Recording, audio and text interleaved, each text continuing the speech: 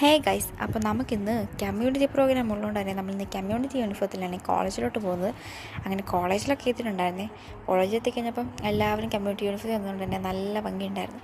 പിന്നെ എല്ലാവരുമായിട്ട് വർത്താനൊക്കെ പറഞ്ഞ് കുറേ നേരം അവിടെ ഇരുന്നു. പിന്നെ ഫ്രണ്ട് നമുക്ക് കുറച്ച് തേൻമിഠായി കൊണ്ടിട്ടുണ്ടായിരുന്നേ. കുറേ കാലം കൊണ്ടാണ് ഇത് കഴിക്കുന്നത്. നല്ല ടേസ്റ്റ് ഉണ്ടായിരുന്നു കേട്ടോ. അങ്ങനെ അതൊക്കെ കഴിഞ്ഞപ്പോഴത്തേക്കും നമുക്ക് ഉച്ചയായിട്ടുണ്ടായിരുന്നേ.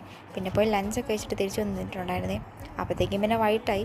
പിന്നെ തിരിച്ച് ഹോസ്റ്റലിൽ വന്നിട്ടുണ്ടായിരുന്നു. ഒരു വിധത്തിൽ മടുത്തിട്ടുണ്ടായിരുന്നു, നല്ല ചൂട്. അങ്ങനെ ചൂടായിട്ടിരുന്ന് കഴിഞ്ഞപ്പോഴത്തേക്കും ചൂട് ചായ കുടിക്കാമെന്ന് വിചാരിച്ചു. പിന്നെ പോയി ചായ കുടിച്ചു.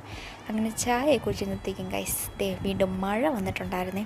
അങ്ങനെ ചൂടിനൊരു ആശ്വാസമായി എന്ന് കരുതി. നല്ല ശക്തിയോടുകൂടി മഴയായിരുന്നേ. കുറേ ദിവസം കൂടിയാണ് ഇങ്ങനൊരു മഴയൊക്കെ കിട്ടുന്നത്. പെയ്താലും വലിയ ശക്തിയൊന്നുമില്ലാത്ത മഴയായിരുന്നു. പക്ഷെ ഇന്നെന്തോ നല്ല ശക്തിയോടുകൂടി മഴയാണ് പെയ്തത്. പിന്നെ കുറേ നേരം ഞാൻ പോയി നോക്കി നിന്ന് അതൊക്കെ കണ്ടു. ആക്ച്വലി മഴയൊക്കെ പെയ്യുമ്പോൾ ഭയങ്കര ഒരു വികാരമാണല്ലേ. പിന്നെ അതൊക്കെ ആസ്വദിച്ച് നമ്മൾ കുറേ നേരം അവിടെ നിന്നിട്ടുണ്ടായിരുന്നേ. അങ്ങനെ മഴയൊക്കെ